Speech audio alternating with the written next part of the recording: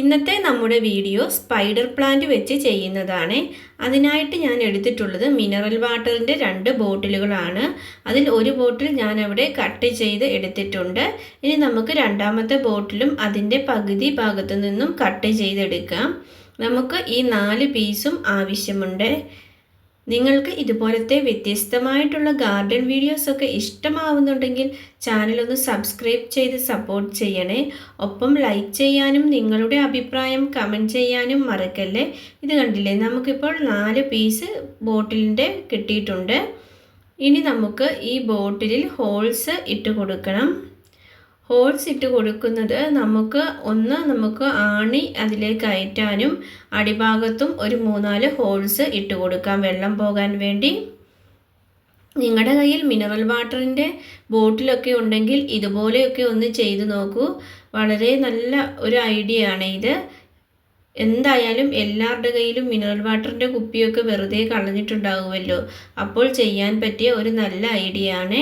ഇതുപോലെ ഹോൾസ് ഇട്ട് കൊടുത്തിട്ടുണ്ട്. ഇനി നമുക്ക് വേണ്ടത് ഇതുപോലത്തെ ഒരു കേടായ ഒരു മരക്കുറ്റിയാണ്. ഈ കേടായ മരക്കുറ്റിയാണെങ്കിലും ഇത് നല്ല ഉറപ്പുള്ള ഒരു മരക്കുറ്റിയാണ്. അതുകൊണ്ട് അത് പെട്ടെന്നൊന്നും ചെടി വെച്ച് കൊടുത്താലും കേടായി പോവുകയില്ല. ഇതുപോലെ ഇരുന്നാലും ഇതിന് നല്ല ഉറപ്പുണ്ട്. ഇനി നമുക്ക് ഓരോ ബോട്ടിലുകളും ഈ മരക്കുറ്റിയിലോട്ട് അടിച്ചു കൊടുക്കണം. ഇതുപോലെ ആണി വെച്ച് നമുക്ക് അടിച്ചു കൊടുക്കണേ. ഇതുപോലത്തെ നമ്മൾ വെറുതെ കളയുന്ന വസ്തുക്കൾ ഉപയോഗിച്ച് നമുക്ക് ഗാർഡൻ മനോഹരമാക്കാൻ പല ഐഡിയകളും ചെയ്യാം.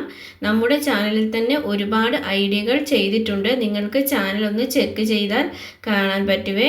ഇതുപോലെ ഞാൻ ആണി അടിച്ച ശേഷമാണ് പിന്നീട് ഞാൻ ബോട്ടിൽ കയറ്റി കൊടുത്തത്.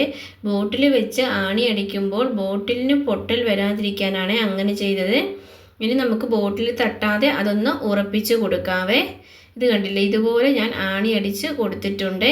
ഇനി നമുക്ക് ഇതുപോലെ ബാക്കിയുള്ള ബോട്ടിലുകളും അതിൻ്റെ സൈഡിലും മുകളിലുമായിട്ട് പിടിപ്പിച്ച് കൊടുക്കാം. ഇതിൻ്റെ ഈ സൈഡിലായിട്ടൊന്ന് വെച്ച് നമുക്ക് ആണി അടിച്ച് റെഡിയാക്കി കൊടുക്കണം. ആണി അടിക്കുമ്പോഴൊക്കെ കൈയൊന്നും പോകാതെ ശ്രദ്ധിച്ച് വേണേ ഇതൊക്കെ ചെയ്യാൻ. ഇതൊക്കെ ഡെയിലി ചെയ്യുന്നവർക്കൊക്കെ ഇതൊക്കെ ശീലമായിരിക്കും.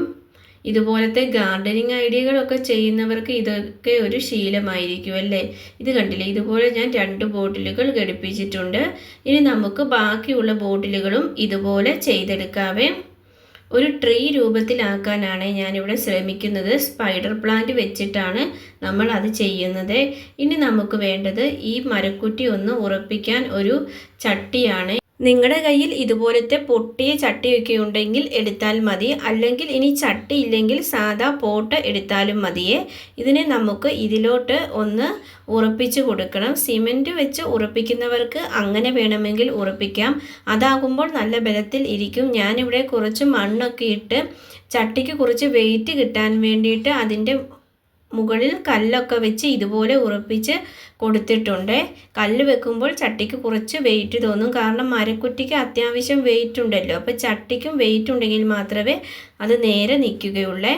ഇനി നമുക്ക് ഇതിലോട്ട് മണ്ണ് ഇട്ട് കൊടുക്കാം. നിങ്ങൾ സ്പൈഡർ പ്ലാന്റിന് ഏത് പോട്ടിംഗ് മിക്സാണ് ഉപയോഗിക്കാറുള്ളതെന്ന് കമൻറ്റ് ചെയ്യാൻ മറക്കല്ലേ. ഇനി നമുക്ക് എല്ലാ ബോട്ടിലും ഇതുപോലെ മണ്ണ് നിറച്ച് കൊടുക്കണം. നിങ്ങൾ സ്പൈഡർ പ്ലാന്റ് വെച്ച് എന്തൊക്കെ ഐഡിയകൾ ചെയ്യാറുണ്ടെന്ന് കമൻറ്റ് ചെയ്യണേ. ഇഷ്ടമായാൽ എന്തായാലും ഒരു ലൈക്ക് തന്ന് സപ്പോർട്ട് ചെയ്യണേ. ഇനി നമുക്ക് ഇതുപോലെ എല്ലാ ബോട്ടിലുകളും ഒന്ന് നിറച്ച് കൊടുക്കാം. സ്പൈഡർ പ്ലാന്റ് ഒക്കെ എല്ലാവരുടെ വീട്ടിലും എന്തായാലും ഉണ്ടാകുമല്ലോ.